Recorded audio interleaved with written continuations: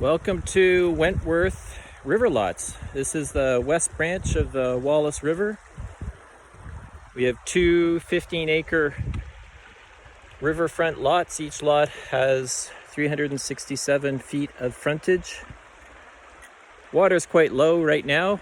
We're just coming off a massive drought in the month of July. It's August 2nd, but it's an amazing river, exceptionally private, tons of wildlife, tons of recreation, canoeing, kayaking, tubing, or just enjoying the privacy of your own river.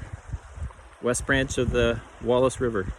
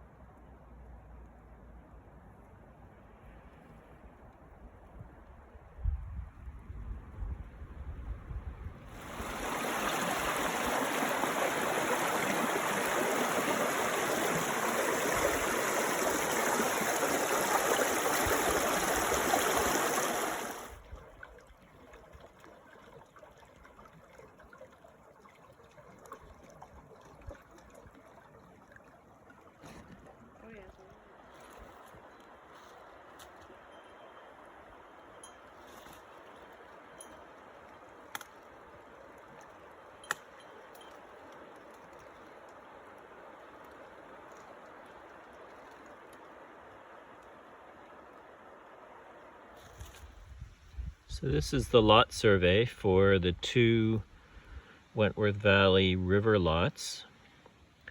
You come from Hunter Road, which has a fork in the road. Palmer Road goes that way, and this is Hunter Road, which is designated a unmaintained county road. And Hunter Road runs right to the river. There's an old bridge here. At one time this used to traverse across the river, but basically you come in off the number 4, take Hunter Road down, and you can get right to the river.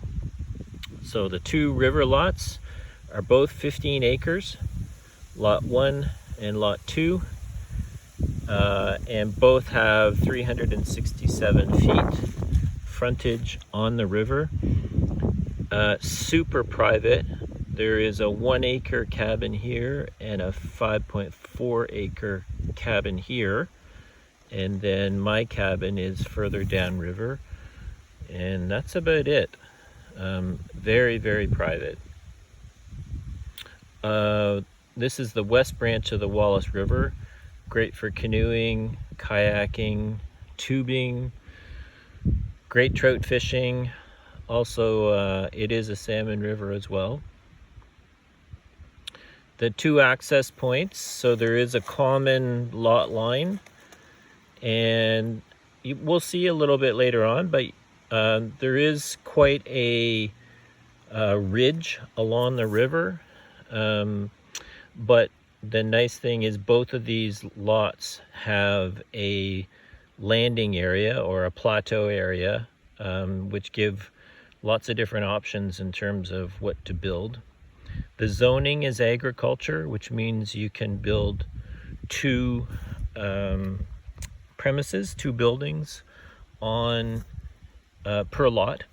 And you can see that there's a tentative place for a cabin.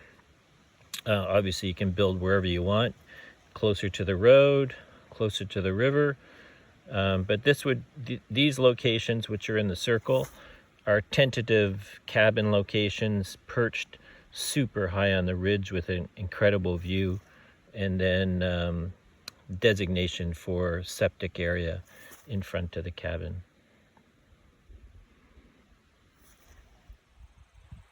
Standing on Hunter Road, if we follow straight down there, that takes you right to the river, where the bridge, the frame of the bridge still exists, but you can't traverse the river. And On the horizon, prior to that ridge, is the winding river. And River Lot 1 actually enters the woods, as you can see at the end of the blueberry field. This is a blueberry field, and the blueberries are out in spades, so drawing lots of wildlife to the area for sure. But River Lot 1 actually enters the forest there, follows the perimeter of the blueberry field over to the back corner, and then head diagonally to the river. So the 15 acres of River Lot 1 are basically in what you see in the woods on the horizon, headed down to the river. This is the northern entrance of River Lot 1. So this is where we traveled in on Hunter Road. Those are the two blueberry fields. Property lines are all blazed, so it heads in this way and then takes a sharp 90-degree turn to follow the perimeter of the blueberry field to the back corner of the blueberry field, and then straight down to the river. So this is Hunter Road, which again is designated a county road, but an unmaintained road, which means it's not plowed in the winter. So on my left, everything you see on my left is actually River Lot 1. And straight ahead, we bump into the river and what's left of the bridge. And we're just walking towards the joint property line between River Lot 1 and 2. And we'll take that to head into the properties. So we're now at the boundary line between River Lot 1 and 2. So everything that you see on the left is River Lot 1. Everything that you see on the right is River Lot 2. The forest cover changes quite a bit. As you can see, this is a younger forest, probably harvested 20 to 30 years ago. And as we get closer to the river, obviously it's never been harvested, so you're going to see lots of very mature softwood and hardwood, some spectacular trees. These lots are very, very private. Lots of wildlife. Hopefully wildlife is a positive, but on the walk this morning already, I've seen bear scat, coyote tracks on the road. The blueberry fields certainly, and raspberry canes around the blueberry field certainly service the bear population. But I've been in here quite a few times this winter. An amazing number of rabbit tracks, which of course brings bobcats, coyotes, and I also spotted moose tracks on this property, which is an uncommon sighting, or not too frequent sighting. But what's interesting about both of these river lots is you're going to have options on where to build.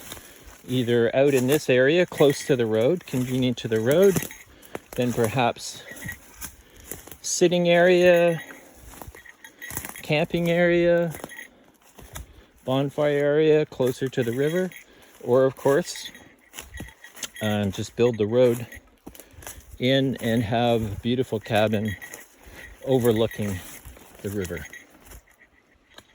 Continuing to work our way along the shared property line. So again, to the right is River Lot 2, and to the left is River Lot 1. The river essentially is straight ahead of us. Once we get a little closer, there's about a 40-degree angle to the right for lot 1, which takes us right down to the ridge and to the river. Here's our little angle. So this is basically the absolutely straight line that we took off of Hunter Road coming in, and now we take our probably 45-degree angle straight to the river. So again, everything on the right is lot 1 and everything on the left is lot 2, and straight ahead is ridge and the river. So I'm now standing on the perch on the ridge. It's a beautiful ridge, runs all along the river. So again, to my left here, this is river lot 1. You can see through the canopy the river, and to my right is lot 2.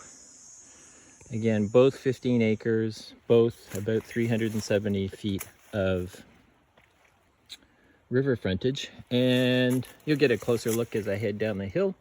But as you can see, there's a nice plateau for both lots, and that's why I chose this section, as it gives you all kinds of options on where to build a cabin close to the road, close to the ridge.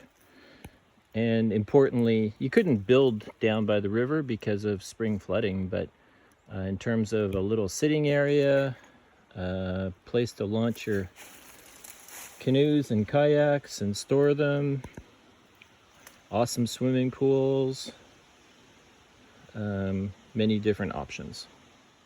So just on our way down to the river, but I wanted to give you a feel for the ridge. It's, you know, it's quite steep, but amazing old growth. This is a big old maple tree. You can see big poplar, big birch, big softwoods.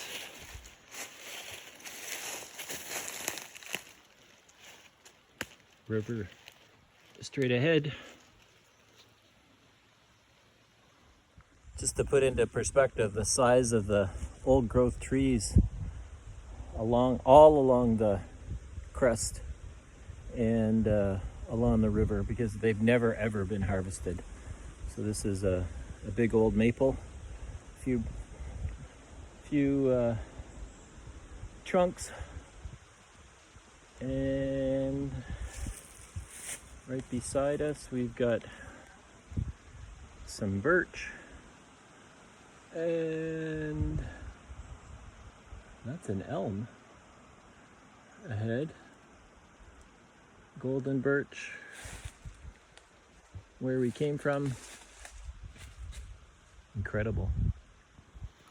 So I'm right on the dividing line of lot 1 to my right and lot 2 to my left, standing on the riverbed, and just exactly where I am, there's fresh raccoon, deer, and bear tracks along the river's edge.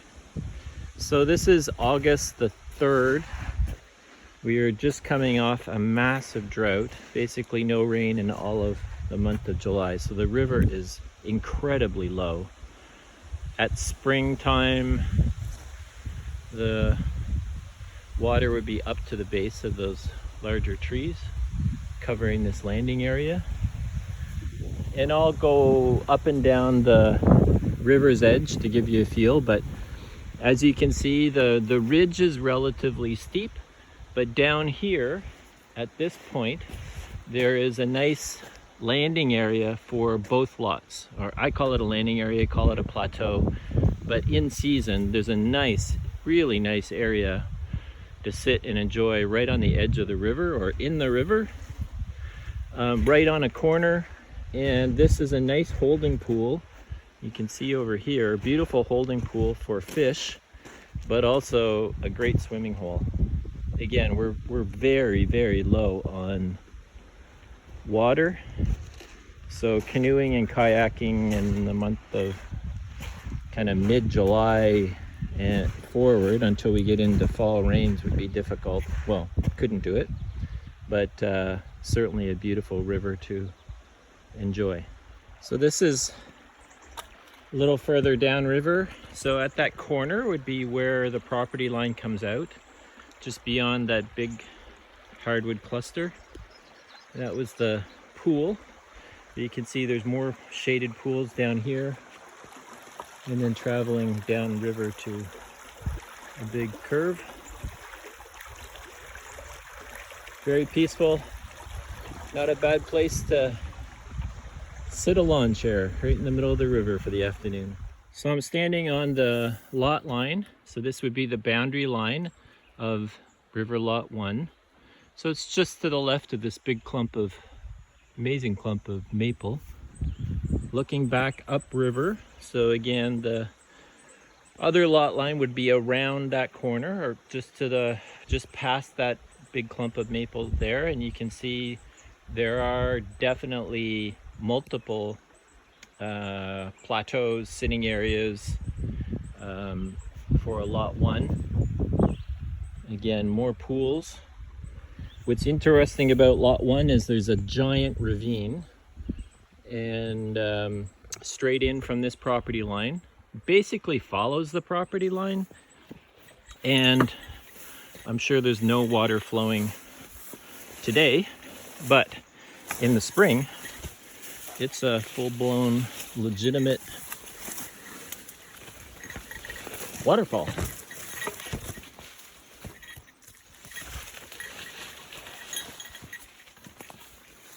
Hard to see, but the property line basically follows this ravine. You can see the survey flags, quite steep, amazing old growth trees, but again, straight in from here you have a legitimate waterfall in the spring, which is kind of cool. This log hanging up on that rock would give you a good indication of how high the water gets in the spring. So that would have been pushed up the spring on the corner. So I don't know, 4 feet, 5 feet higher than we are currently. Some branches, we got some riverbank beavers, some fresh cut. Very peaceful corner. So again, this is right on the property line between River Lot 1 and River Lot 2. Property line is just up there. You can see the orange flagging tape on the tree.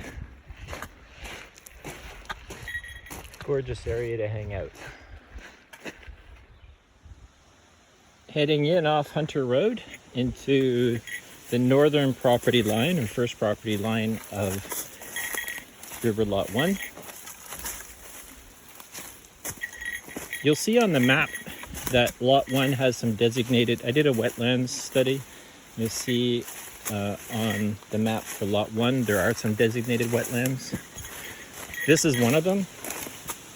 And as you can see, what I learned is that designated wetland actually isn't the presence of water, it's the type of soil composition. There is definitely some water that makes its way through here in the spring, snow melt on its way to the river. But as you can see, this is crispy and dry. So we're kind of bordering the blueberry field. It's just in there. We actually follow the two sides of the blueberry field and then head a straight line through the woods to the river. Now coming up the side of the blueberry field, or I guess it would be the back of the blueberry field. So blueberry field is to the left. Everything to my right is River Lot 2. Okay, we've now reached the corner. So basically we've flanked the blueberry field. We're now heading in to the river. Basically follow this for a bit and then take a bit of a 45-degree angle towards the river. So everything that you see on the right is part of River Lot 2. Younger forest out here, more mature as we get closer to the river, but really good young forest with some nurturing can be incredible. There's tamarack, spruce, white birch, yellow birch, poplar, maple. I did see some elm.